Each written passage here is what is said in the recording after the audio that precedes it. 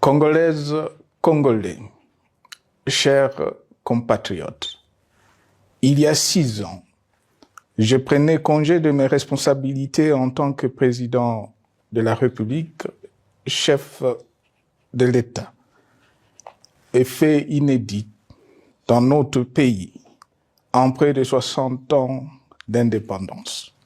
J'ai passé pacifiquement la main à un nouveau chef d'État. Depuis lors, je m'étais imposé un strict devoir de réserve, y compris quand j'ai fait l'objet, directement ou par mes proches interposés, de provocations, de déni de droit, d'humiliation, d'imputations dommageables et d'autres multiples atteintes à ma dignité. D'abord, parce que je suis convaincu que le temps est le meilleur allié de la vérité, un antidote lent mais puissant contre le venin du mensonge et de la délation. Mais aussi et surtout, parce qu'agir autrement aurait fait le jeu de ceux qui, par cette campagne odieuse, cherchaient à détourner l'attention de notre peuple de leur incapacité, aujourd'hui avérée, à répondre à ses attentes et aspirations. J'ai enfin décidé de briser ce long silence, de sortir de ma réserve et de m'adresser à vous parce que l'enjeu est de taille. Il est même existentiel. Non pas pour ma famille politique ou biologique, moins encore pour ma modeste personne, mais plutôt pour la nation congolaise et pour l'avenir de notre cher et beau pays. J'ai décidé de briser le silence parce qu'au vu de la situation que traverse notre pays, continuer à me taire m'aurait rendu poursuivable devant le tribunal de l'histoire pour non-assistance à plus de 100 millions de compatriotes en danger.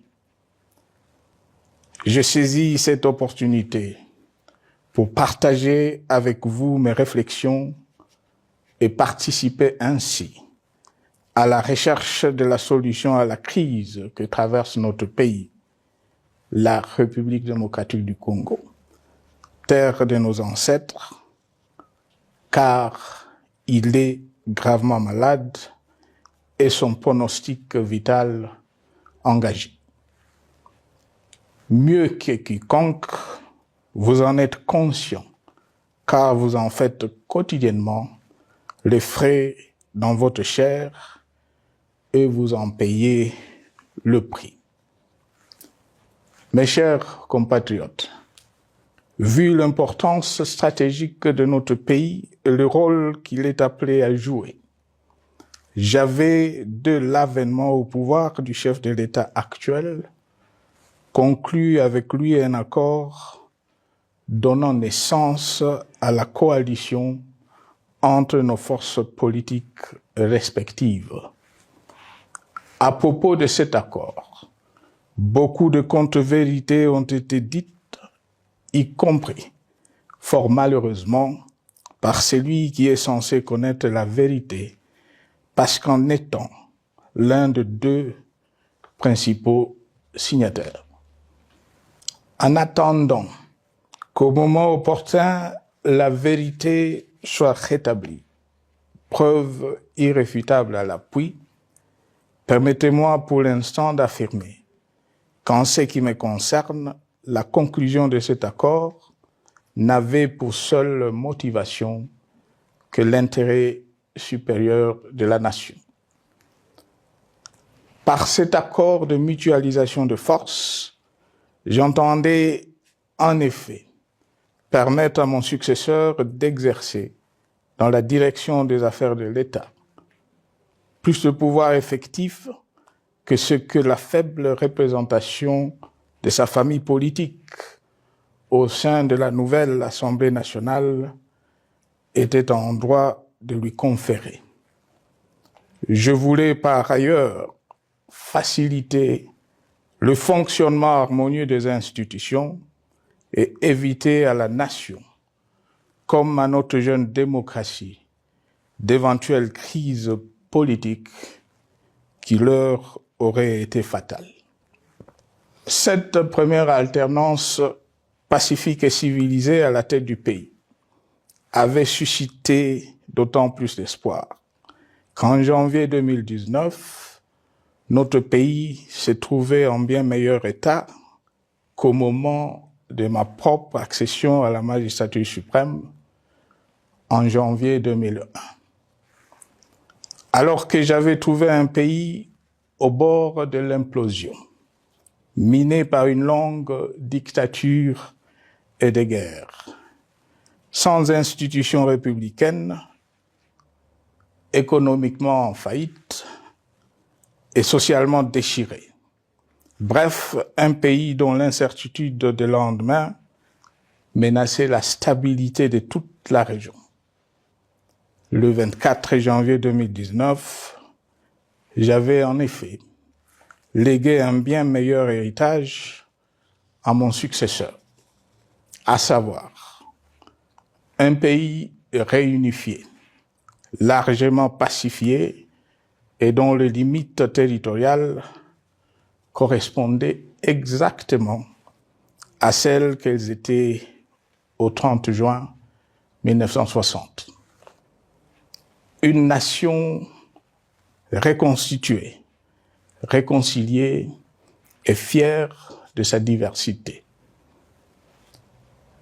Un État doté d'une constitution progressiste et des institutions fonctionnant harmonieusement. Une économie dynamique et résiliente et débarrassée du fardeau de la dette hérité de régimes antérieurs, du fait de multiples réformes structurelles engagées. Une armée nationale républicaine de plus en plus professionnelle et capable de relever le défi de la défense de l'intégrité du territoire national. Une démocratie en constante consolidation, avec notamment l'organisation sur fonds propres d'un troisième cycle électoral. Le cœur serré, je constate qu'à peine 6 ans après, ce bel héritage en indivision, légué à l'ensemble de notre peuple, a été complètement dilapidé par celui qui en avait reçu la garde. Que notre pays offre un spectacle de plus désolant et qu'il suscite d'autant plus de désespoir au sein de notre peuple et de pitié et de moquerie à travers le monde, que l'inconscience de ses dirigeants ne permet aucun espoir de redressement. Cette détérioration rapide de la situation générale du pays est principalement due à l'iverse du pouvoir sans limite. Le nouveau dirigeant s'illustre en effet par une série de remises en cause, reniements et violations intentionnelles de la Constitution, avec en toile de fond la volonté irrésistible de concentrer tout le pouvoir entre les mains d'un seul homme au mépris du pacte qui cimentait la cohésion de notre peuple.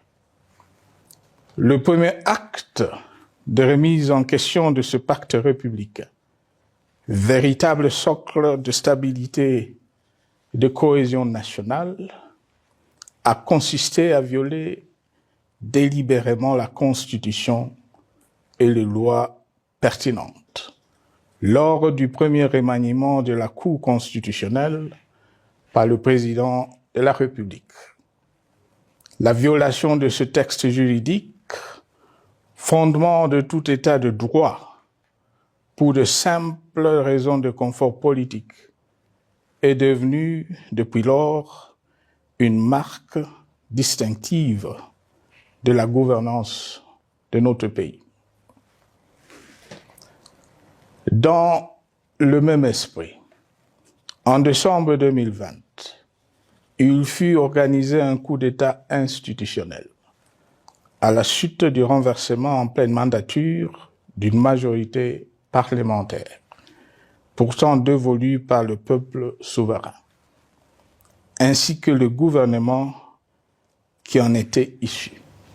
S'en sont ainsi suivis la nomination illégale de membres de la Commission électorale nationale indépendante, ainsi que le simulacre des élections de décembre 2023, organisées en violation du cadre juridique et de normes internationales pertinentes, qui, par une ampleur sans précédent de la fraude, ont amplifié l'illégitimité des institutions et de leurs animateurs. Le coup de grâce a été donné par l'annonce du projet de changement de la Constitution, un projet dont la réalisation liquiderait totalement le consensus national de Sun City. Les conséquences négatives de cette gouvernance non orthodoxe sont pour le moins stupéfiantes. Le pays est ainsi devenu un espace de non-droit. La République a cessé d'être démocratique et la volonté du chef de l'État tient désormais lieu de loi suprême, supplantant la Constitution et les lois.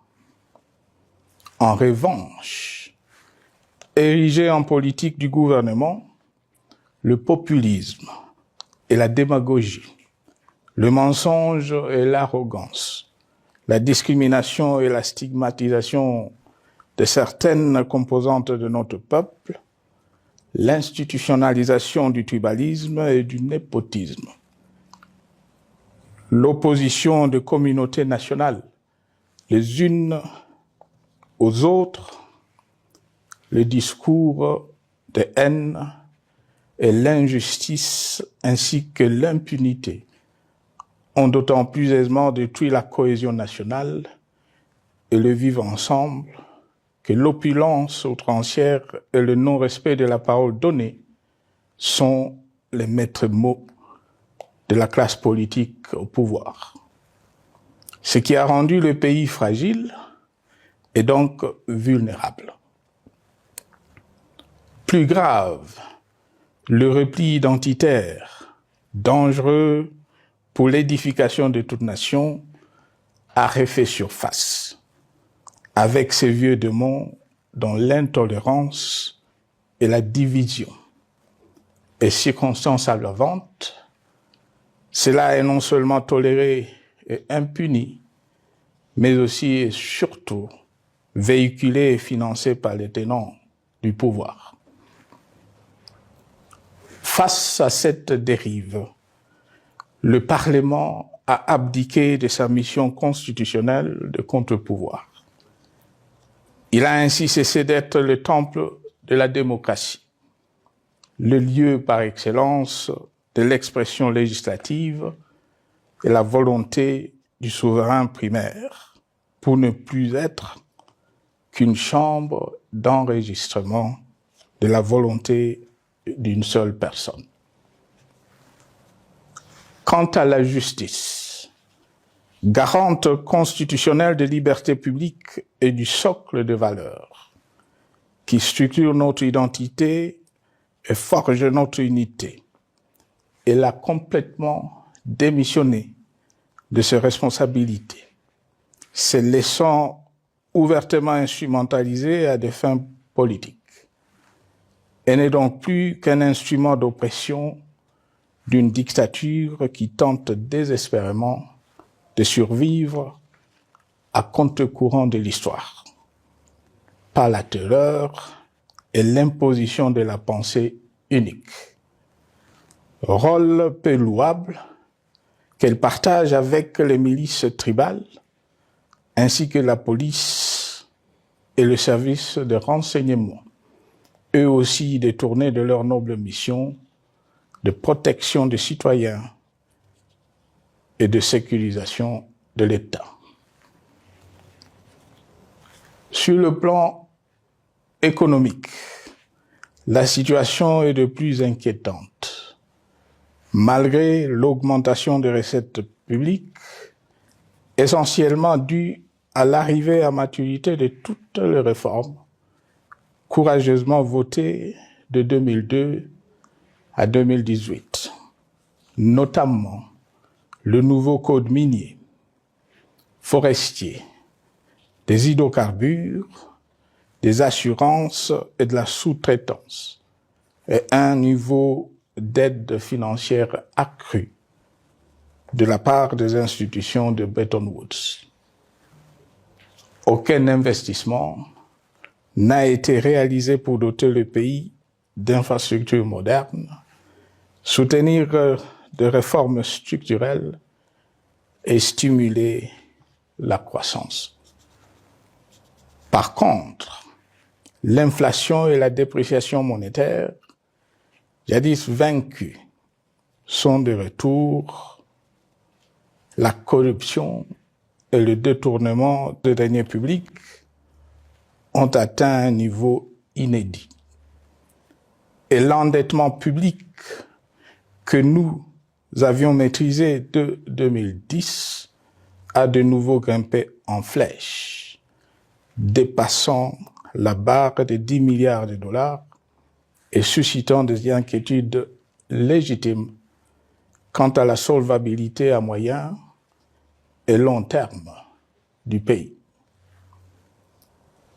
Les conséquences sur le plan social sont aussi dramatiques.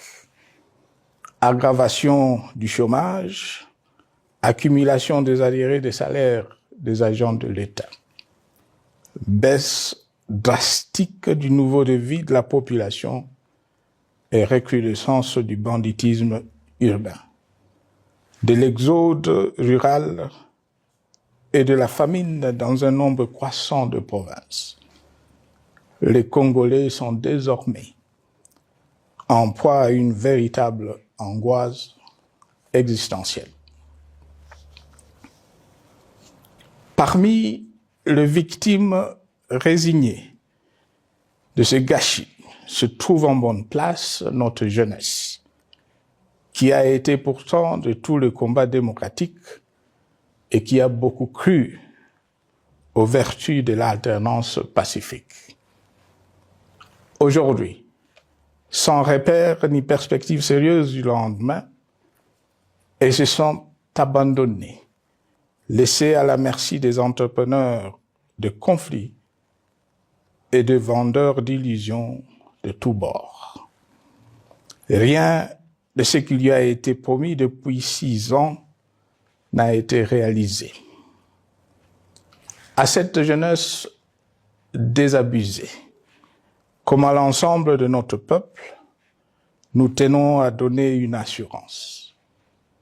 L'échec d'un régime compromet, mais ne scelle pas définitivement le sort d'un peuple.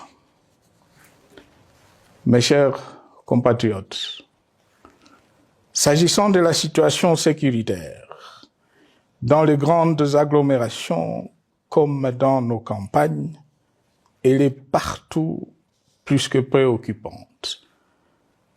C'est le cas notamment au nord Kivu, au sud Kivu, en Ituri, au Maniema, au Tanganyika, au Katanga et au Mai-Ndombe, province pourtant voisine de Kinshasa, capitale du pays et siège des institutions. Le sang de nos compatriotes civils et militaires, valeureux officiers et soldats des rangs, mais aussi députés, éminents membres de la société civile ou de partis politiques, a ainsi abondamment et gratuitement coulé. Du fait de l'intolérance, du cynisme, voire pire, d'un terrorisme d'État pratiqué dans un seul et unique dessein, l'abus du pouvoir pour le pouvoir.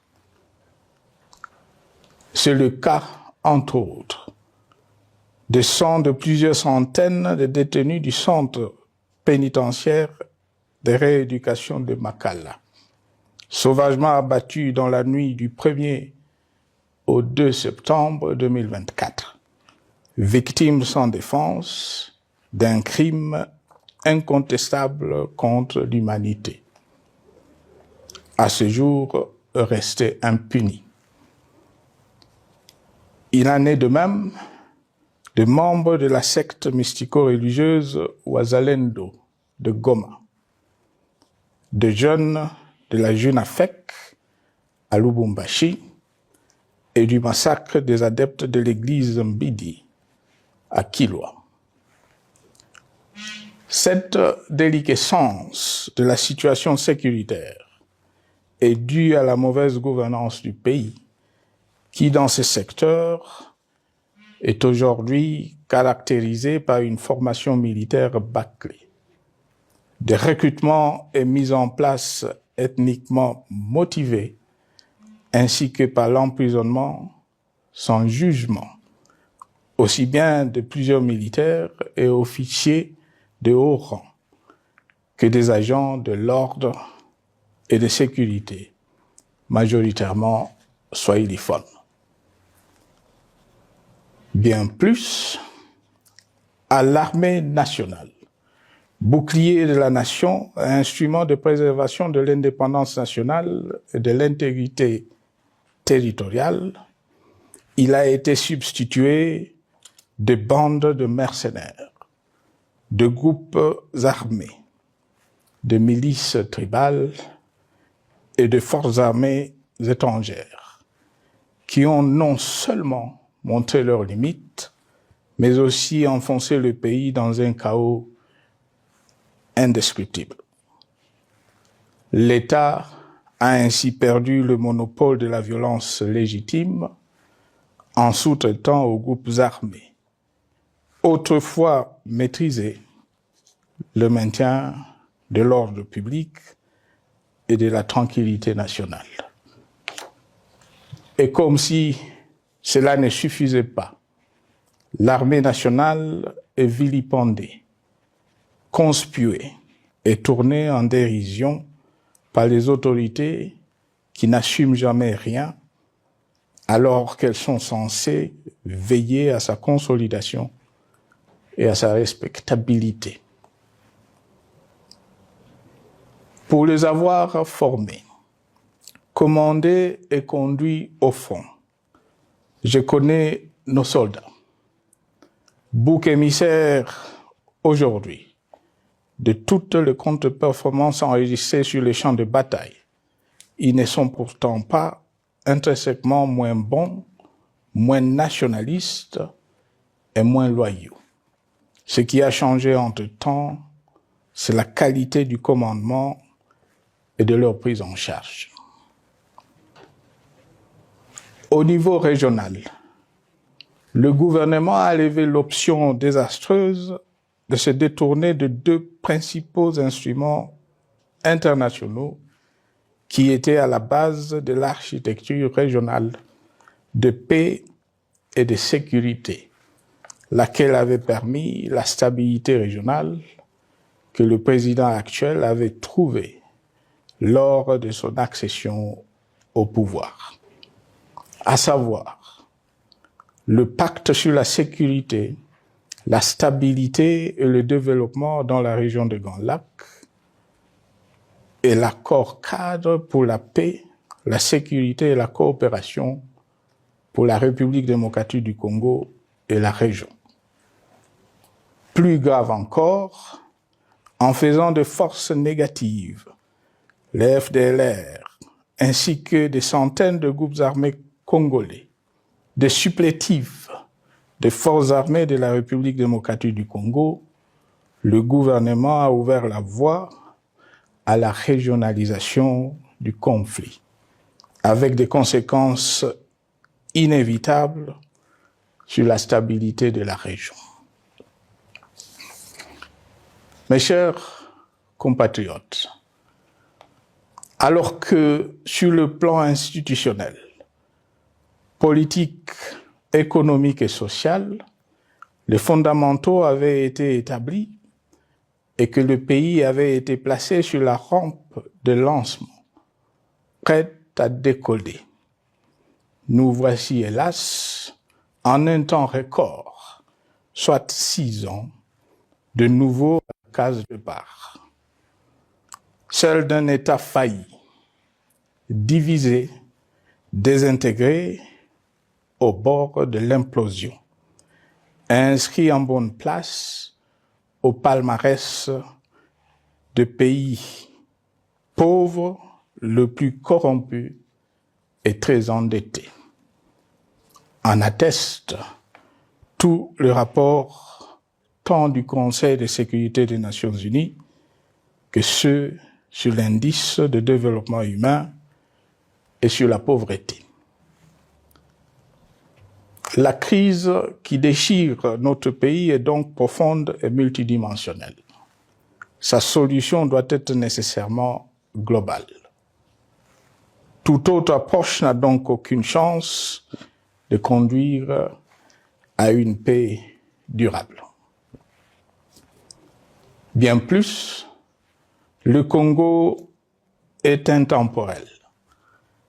Il n'appartient pas à tel ou tel régime politique, ce dernier étant par définition rotatif et donc passager en démocratie.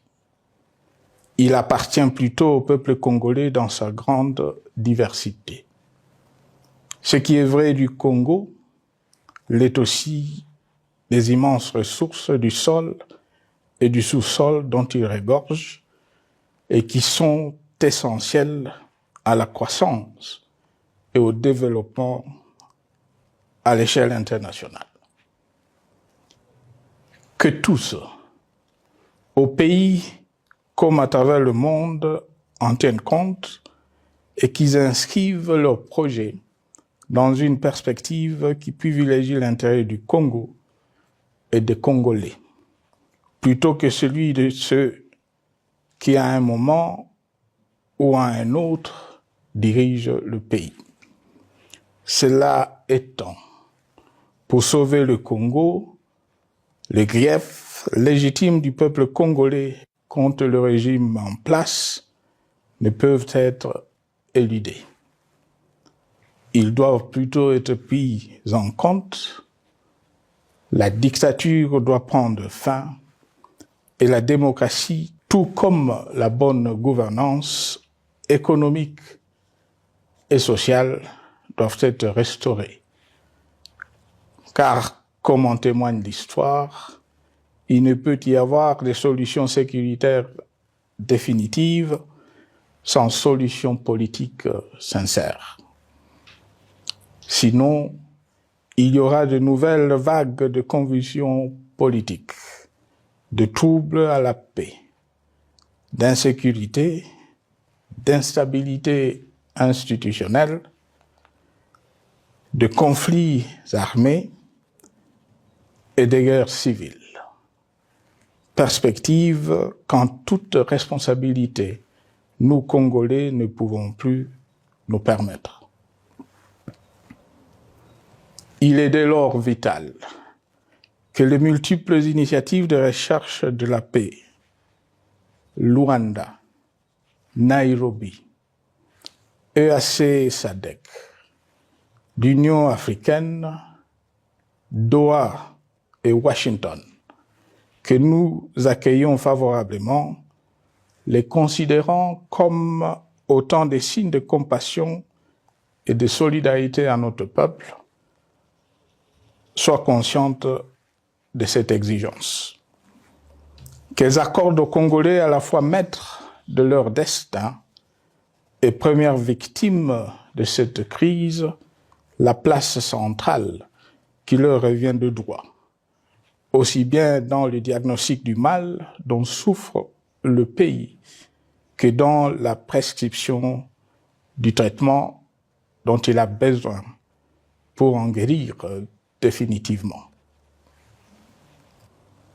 Il convient de noter à ce sujet que le gouvernement de Kinshasa s'est enfin résolu à se mettre autour d'une même table avec l'AFC/M23 depuis plusieurs semaines à Doha, même si, bizarrement, il continue à considérer comme un crime le fait que les autres Congolais se parlent entre eux.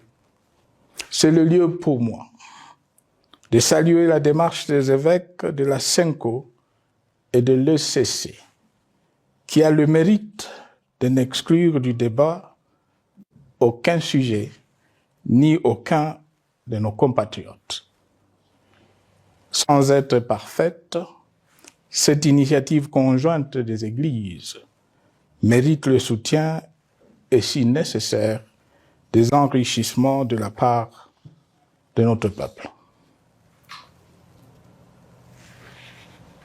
Mes chers compatriotes, une fois n'étant pas coutume, il convient de dénoncer la falsification de l'histoire par ceux dont le jeu pervers dans l'opposition naguère, comme aujourd'hui au pouvoir, a consisté et consiste encore à calomnier, à diffamer, à diaboliser et à diviser pour gagner et régner, à se défausser sur les autres pour justifier leur contre-performance, quelles qu'en soient les conséquences sur la cohésion nationale ou en termes de vies humaines injustement brisées ou perdues. Une preuve, s'il en fallait encore, vient de nous en être donnée une fois de plus. Il y a quelques jours, en effet, suite à une simple rumeur de la rue ou des réseaux sociaux sur ma prétendue présence à Goma, où je veux me rendre dans le prochain jour, comme annoncé par ailleurs, le régime en place à Kinshasa a pris des décisions arbitraires, avec une légèreté déconcertante qui témoigne du recul spectaculaire de la démocratie.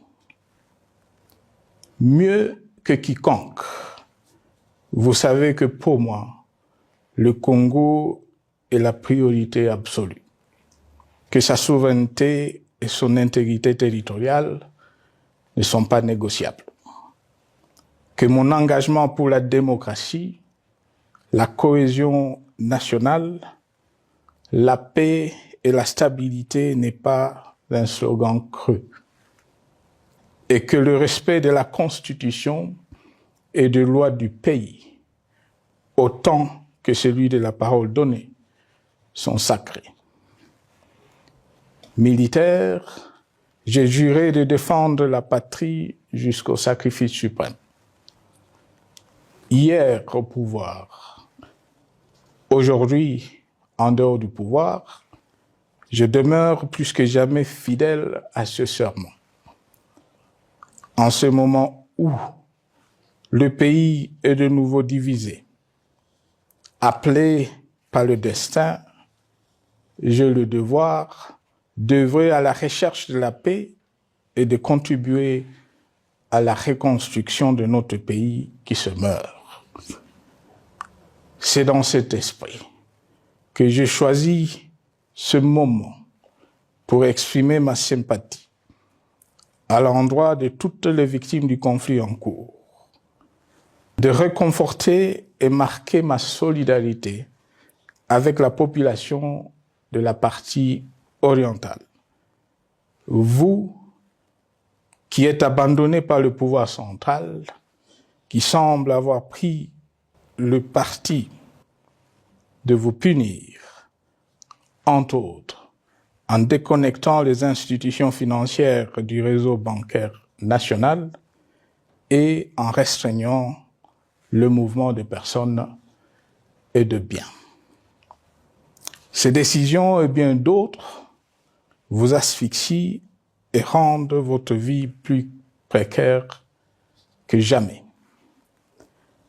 J'en appelle aux uns et aux autres, en particulier au gouvernement, d'humaniser les conditions de vie de nos compatriotes de cette partie du territoire national.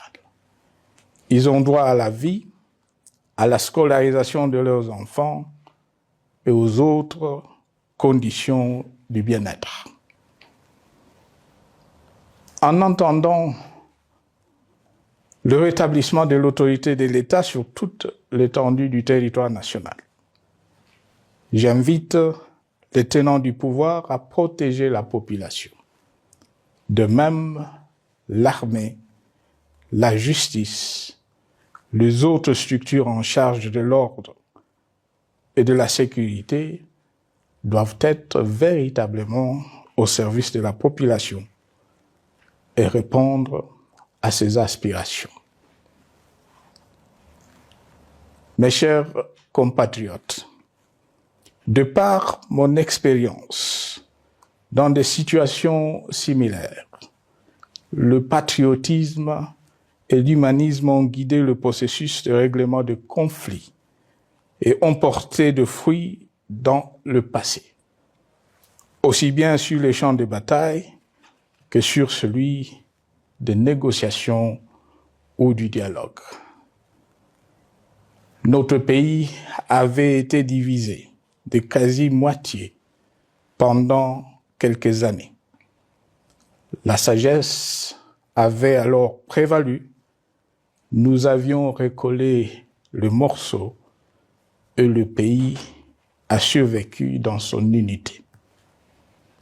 C'est ainsi qu'après quelques années de réflexion sur la crise en cours, après avoir consulté des chefs d'État et des anciens chefs d'État de la région, ainsi que des acteurs politiques et sociaux, nationaux et étrangers, j'ai fait ce jour une proposition qui engage la nation tout entière à un sursaut patriotique pour un pacte citoyen afin de tirer le pays du gouffre.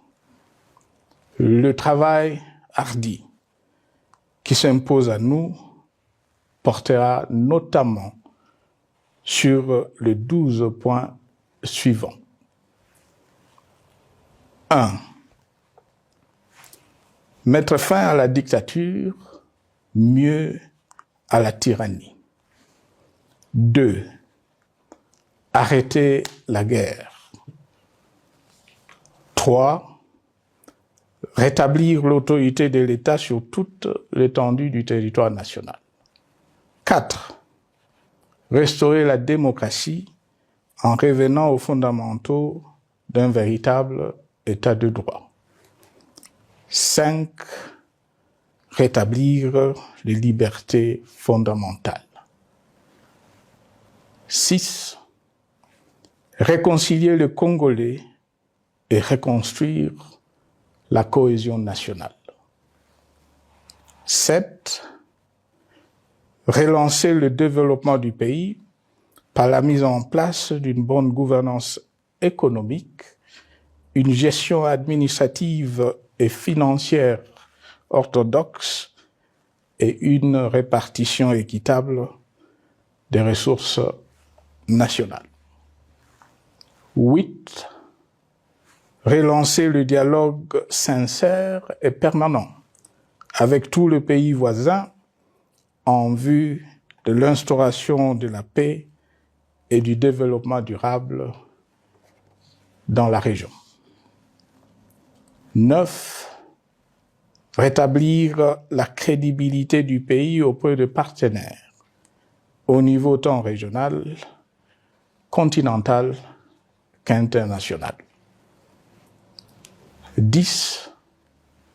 Neutraliser tous les groupes armés nationaux et étrangers et rapatrier ces derniers dans leur pays d'origine.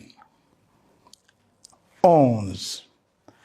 Mettre définitivement fin au recours et à l'utilisation des mercenaires, conformément à la Convention de l'Union africaine sur l'élimination du mercenariat en Afrique du 3 juillet 1977 et à la résolution des Nations Unies du 4 décembre 1989 portant sur la Convention internationale contre le recrutement, l'utilisation, le financement et l'instruction de mercenaires et rapatrier sans condition ceux qui sont déjà déployés sur le sol congolais.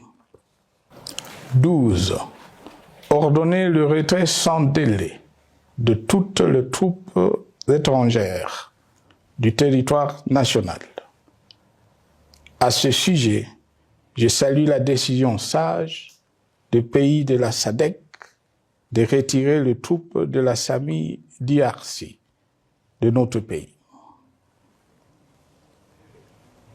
Vu l'immensité de la tâche ainsi décrite, je lance un appel solennel à tous les Congolais, sans distinction de sexe, d'ethnie, d'âge, de classe sociale, de zone géographique ou d'appartenance politique, qui aiment passionnément le Congo, qui sont prêts à tous les sacrifices, qui adhèrent sans réserve au pacte républicain de Sun City et qui tiennent au respect de la Constitution du 18 février 2006, à se dire autour de ces objectifs.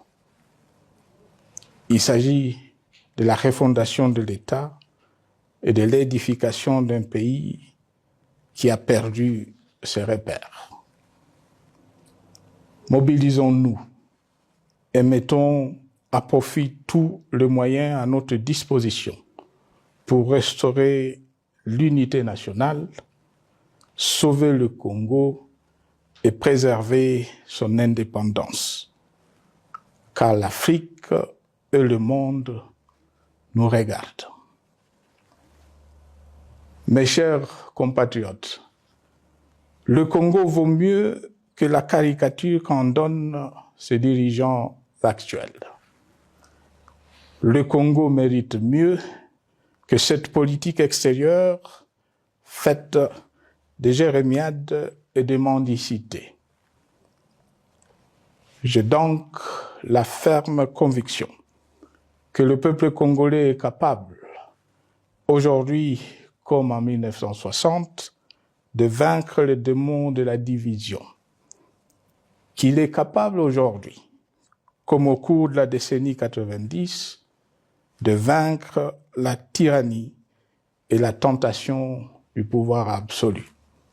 Qu'il est capable aujourd'hui, comme en 2003, de prendre le dessus sur ce qui nous divise et de mettre fin à la violence armée qui oppose ses enfants. Pour y parvenir, chacun doit jouer sa partition. Je m'engage à jouer la mienne. Que Dieu bénisse la République démocratique du Congo, qu'il bénisse individuellement chacun de vous. Je vous remercie.